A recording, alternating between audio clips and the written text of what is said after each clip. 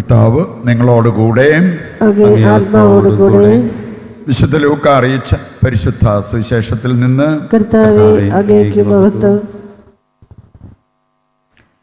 അധ്യായം 18 9 മുതലുള്ള തിരുവചന ഭാഗം. അക്കാലത്ത് തങ്ങൾ നീതിമാന്മാരാണ് എന്ന ധാരണയിൽ തങ്ങളിൽ തന്നെ ആശ്രയിക്കുകയും മറ്റുള്ളവരെ പുച്ഛിക്കുകയും ചെയ്യുന്നവരോട് അവൻ ഈ ഉപമ പറഞ്ഞു. 2 പേർ പ്രാർത്ഥിക്കാൻ ദേവാലയത്തിലേക്ക് പോയി. ഒരാൾ ഫരിസേയനും മറ്റേയാൾ ചുങ്കക്കാരനും. ഫരിസേയൻ നിന്നുകൊണ്ട് ഇങ്ങനെ പ്രാർത്ഥിച്ചു: ദൈവമേ, ഞാൻ നിനക്ക് നന്ദി പറയുന്നു. എന്തെന്നാൽ ഞാൻ അക്രമികളും നീതിരഹിതരും വ്യഭിചാരികളുമായ മറ്റു മനുഷ്യരെ പോലെയോ ഈ ചുങ്കക്കാരനെ പോലെയോ അല്ല. ഞാൻ ആഴ്ചയിൽ 2 പ്രാവശ്യം ഉപവസിക്കുന്നു. ഞാൻ സമ്പാദിക്കുന്ന സകലത്തിൻ്റെയും ദശാംശം കൊടുക്കുന്നു. ആ ചുങ്കക്കാരനാകട്ടെ ദൂരെ നിന്ന് സ്വർഗത്തിലേക്ക് കണ്ണുകളുയർത്താൻ പോലും ധൈര്യപ്പെടാതെ മാറത്തടിച്ചുകൊണ്ട് ദൈവമേ, പാപിയായ എന്നിൽ കനിയണമേ എന്ന് പ്രാർത്ഥിച്ചു. ഞാൻ നിങ്ങളോട് പറയുന്നു, ഇവൻ ആ ഫരിസേയനേക്കാൾ നീതീകരിക്കപ്പെട്ടവനായി വീട്ടിലേക്ക് മടങ്ങി. എന്തെന്നാൽ തന്നെ തന്നെ ഉയർത്തുന്നവൻ താഴ്ത്തപ്പെടും, തന്നെ തന്നെ താഴ്ത്തുന്നവൻ ഉയർത്തപ്പെടുകയും ചെയ്യും. കർത്താവിൻ്റെ സുവിശേഷം. ക്രിസ്തുവേ.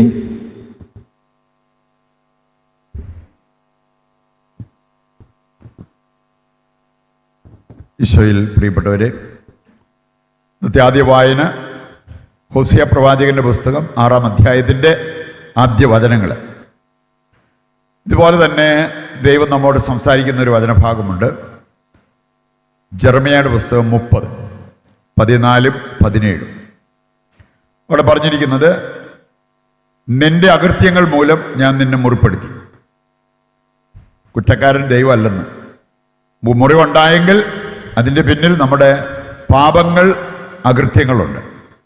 എന്നിട്ട് കർത്താവ് പറയാണ്, നീ എൻ്റെ പക്കലേക്ക് തിരിയുക, അനുതാപത്തോടെ എൻ്റെ പക്കലേക്ക് തിരിയുക, നിന്റെ മനസ്സിൻ്റെ മുറിവുകളെ ഞാൻ സുഖപ്പെടുത്തും. യെശയ്യാ 54:8 വായിച്ച ഏതാണ്ട് ഇതുപോലെ തന്നെ പറഞ്ഞിരിക്കുന്ന മറ്റൊരു 3-മതൊരു വചനഭാഗമാണ് ഹോസിയ 6-ാം അധ്യായത്തിൻ്റെ ആദ്യ വചനങ്ങളിൽ നമുക്ക് ലഭിക്കുന്ന അതേ സന്ദേശം നമുക്ക് കാണാൻ പറ്റും. ക്ഷണനേരത്തേക്ക് ഞാൻ നിന്നെ കൈവിട്ടു, പക്ഷേ മഹാകരുണയോടെ ഞാൻ നിന്നെ വീണ്ടെടുക്കും എന്ന് പറഞ്ഞിരിക്കുന്നത്. ഇവിടെ എല്ലാം നമ്മൾ കാണുന്നത് നമ്മുടെ പാപം മൂലം നമ്മുടെ ജീവിതത്തിൽ വരാവുന്ന പ്രശ്നങ്ങൾ.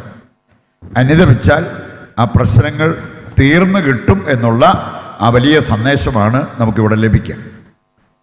അതുകൊണ്ട് ദൈവത്തെ പഴിക്കാതെ മറ്റുള്ളവരെ കുറ്റപ്പെടുത്തി അങ്ങനെ സ്വയം ന്യായീകരിക്കുന്നതിനേക്കാൾ അനുദപിച്ച് കർത്താവിൻ്റെ പക്കലേക്ക് നമ്മൾ തിരിയണം. അതിനുള്ള ഒരു വിശിഷ്ട കാലയളവാണ് നോമ്പുകാലം എന്നുള്ളത് നമുക്കെല്ലാവർക്കും അറിയാവുന്ന കാര്യമാണ്. ഇന്നത്തെ സുവിശേഷ ഭാഗം 2 ബൈബിൾ കഥാപാത്രങ്ങളെ നമ്മുടെ മുമ്പിൽ വെച്ചിരിക്കുന്ന കാണാൻ പറ്റും. 2 പേര് ദേവാലയത്തിൽ പ്രാർത്ഥിക്കുന്ന ഒരു രംഗം.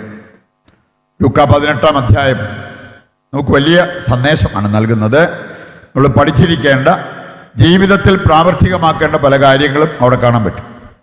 അതിൽ 9 മുതലുള്ള വചനങ്ങളിലാണ് ഈ 2 പേര് ദേവാലയത്തിൽ പ്രാർത്ഥിക്കാൻ പോകുന്ന രംഗം.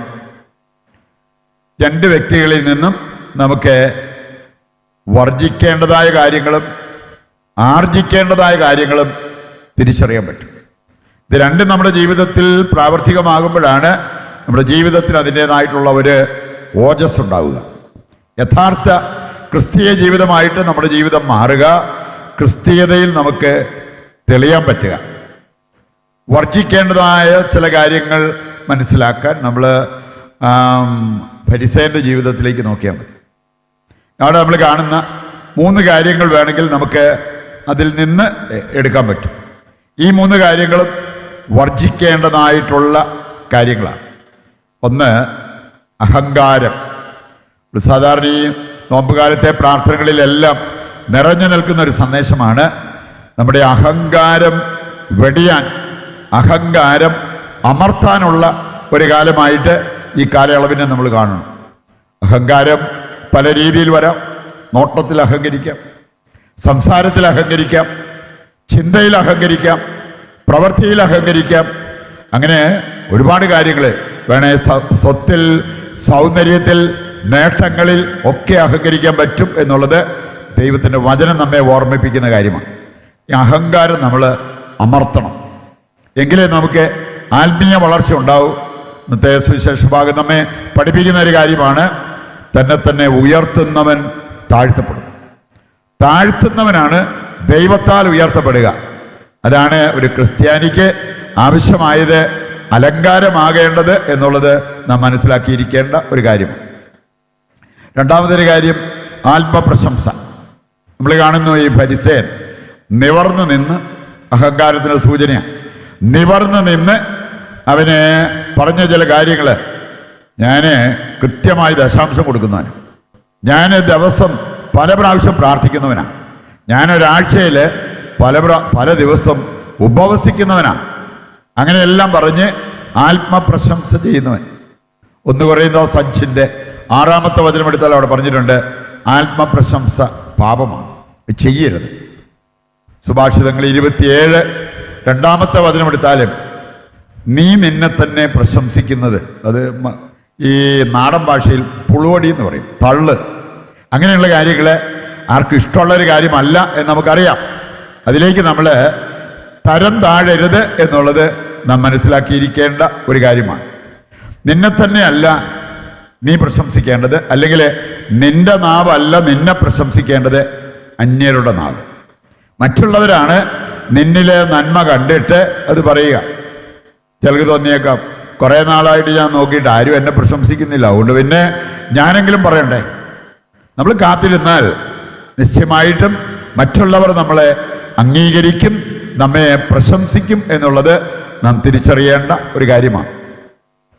മൂന്നാമതായിട്ട് നമ്മൾ ശ്രദ്ധിക്കേണ്ട, വർജിക്കേണ്ടതായ ഒരു കാര്യമുണ്ട്, മറ്റുള്ളവരെ പുച്ഛിക്കുക.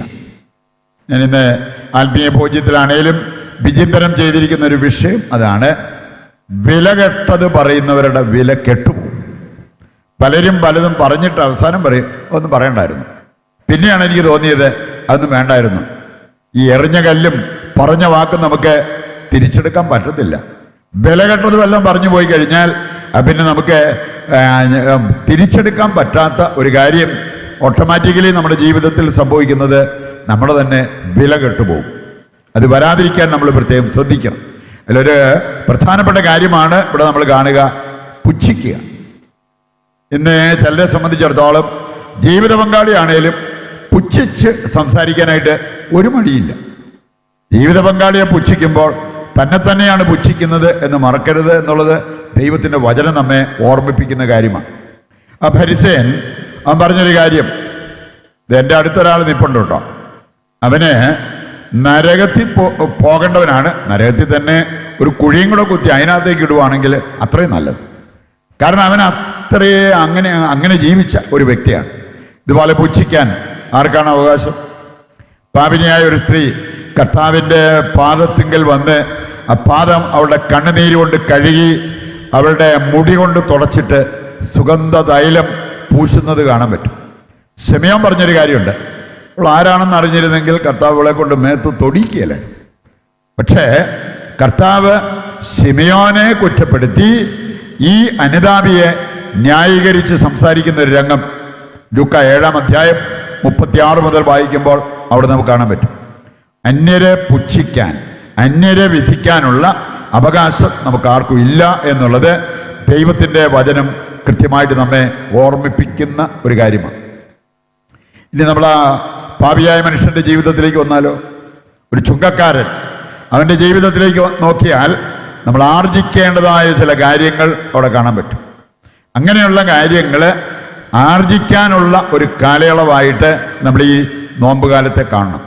ഒന്ന്, അവൻ്റെ എളിമ. രണ്ടാമത്തെ കാര്യം അവൻ്റെ അനുതാപം. മൂന്നാമത്തെ കാര്യമാണ് അവൻ്റെ കരുണ. ഈ 3 കാര്യങ്ങൾ ആർജിക്കേണ്ട കാര്യങ്ങളാണ്. അത് നമ്മെ പഠിപ്പിക്കുന്ന ഒരു ചുങ്കക്കാരനെയാണ് ഇന്നത്തെ സുവിശേഷ ഭാഗത്ത് നമ്മൾ കാണുക. അവൻ്റെ എളിമ കൊണ്ട് അവൻ ചെയ്ത ചില കാര്യങ്ങൾ കുനിഞ്ഞു നിൽക്കുകയായിരുന്നു. ബോഡി പോസ്റ്ററിലല്ല എളിമയും അഹങ്കാരവും. എങ്കിലും നമുക്കറിയാം, നമ്മൾ ചില ബോഡി പോസ്റ്റർ, ഒരു ഭിക്ഷക്കാരൻ വന്നിട്ട് അവന് സഹായം ചോദിക്കുക, അവൻ കയ്യും കെട്ടി നെഞ്ചു വിരിച്ച് നിന്ന് അഹങ്കാരപൂർവ്വം പറഞ്ഞ് നമുക്ക് ആർക്കെങ്കിലും എന്തെങ്കിലും കൊടുക്കാൻ തോന്നുമോ? ഇതുപോലെ നമ്മൾ ദൈവത്തിൻ്റെ മുമ്പിൽ നമ്മൾ കൈപൊക്കി പ്രാർത്ഥിക്കുന്നത്, സ്വർഗത്തിലേക്ക് കൈ ഉയർത്തുന്നതൊക്കെ നമ്മുടെ പരാജയം സംബന്ധിച്ചുകൊണ്ട് ദൈവത്തിൻ്റെ മുമ്പിൽ എളിമപ്പെടുന്നതിൻ്റെ ഒരു ഭാഗമാണത്. അങ്ങനെയുള്ള കാര്യങ്ങൾ നമ്മൾ ചെയ്യുമ്പോൾ കർത്താവിന് നമ്മോട് അലിവ് തോന്നും, ദയ തോന്നും എന്നുള്ളത് നാം തിരിച്ചറിയേണ്ട ഒരു കാര്യം. ഒരു അന്ധയാചകൻ, കർത്താവ് പോയി അവനെ വിട്ടുപോയതാണ്. എന്നിട്ടും അവൻ അവിടെ ഇരുന്ന് വിളിച്ചു പറഞ്ഞു, ദാവീദിന്റെ പുത്ര, എൻ്റെ മേൽ കനിയണമേ. ഏതാനും വിളി കഴിഞ്ഞപ്പം കർത്താവ് അവിടെ നിന്ന് അവനെ തൻ്റെ അടുത്തേക്ക് വിളിക്കുന്നതും അവനെ സുഖപ്പെടുത്തുന്നതും നമുക്ക് കാണാൻ പറ്റും. എളിമയോടെ ദൈവത്തിൽ ആശ്രയിച്ച് നമ്മൾ ജീവിക്കുമ്പോൾ അവിടെ ദൈവം നമുക്കായി പ്രവർത്തിക്കും. പശ്ചാത്താപ വിവശ ഹൃദയം നമുക്ക് വളരെ ആവശ്യമായിട്ടുള്ളൊരു കാര്യമാണ്. നമ്മൾ കാണുന്നുണ്ട്, യെശയ്യായുടെ പുസ്തകം 1-ാം അധ്യായമോ 48-ാം അധ്യായമോ ഒക്കെ വായിച്ചു കഴിഞ്ഞാൽ അവിടെ കാണുന്നൊരു കാര്യം, നീ എത്ര വലിയ പാപിയാണെങ്കിലും, നിന്റെ പാപം കടും ചുമപ്പാണെങ്കിലും അനുദപിക്കാൻ നീ റെഡിയാണോ, നീ ഐശ്വര്യം ആസ്വദിക്കും. അതുകൊണ്ട് അനുദപിച്ച് കർത്താവിൻ്റെ പക്കലേക്ക് തിരിയുക എന്നുള്ളതാണ് നമുക്ക് ഏറ്റവും ആവശ്യമായിട്ടുള്ള ഒരു കാര്യം. യാക്കോസ്ലീയ 2:13 അവിടെ കൃത്യമായിട്ട് പറഞ്ഞിരിക്കുന്ന ഒരു കാര്യം, കാരുണ്യരഹിതരുടെ മേൽ കാരുണ്യരഹിതമായ വിധിയുണ്ടാവും. കരുണ കാണിക്കുന്നവർക്ക് കരുണ ലഭിക്കും. ഇന്നത്തെ ആദ്യ വായനയിൽ നമ്മളെ പ്രത്യേകം ഓർമ്മിപ്പിക്കുന്ന ഒരു കാര്യം അതാണ്. നമ്മൾ മറ്റുള്ളവരോട് കരുണ കാണിച്ച് നമ്മുടെ ജീവിതത്തിൽ തിരുത്തേണ്ടത് തിരുത്തി ദൈവത്തിലേക്ക് തിരിയുമ്പോൾ ദൈവം നമുക്ക് ആവശ്യമായിട്ടുള്ള കരുണയും സ്നേഹവും നൽകും എന്നുള്ളത്, നമ്മുടെ ജീവിതം വീണ്ടെടുക്കും എന്നുള്ളത് ഹൃദയത്തിൽ ഉറപ്പിക്കാവുന്ന ഒരു സന്ദേശമാണ്. ഈ 2 ബൈബിൾ കഥാപാത്രങ്ങളെ നോക്കി ആർജിക്കേണ്ടത് ആർജിക്കാനും വർജിക്കേണ്ടത് വർജിക്കാനും വേണ്ട ആ ഒരു കൃപയ്ക്കും അനുഗ്രഹത്തിനുമായിട്ട് ഇന്നത്തെ ബലിയിൽ ദൈവത്തോട് നമുക്ക് പ്രത്യേകം പ്രാർത്ഥിക്കുകയും ചെയ്യാം.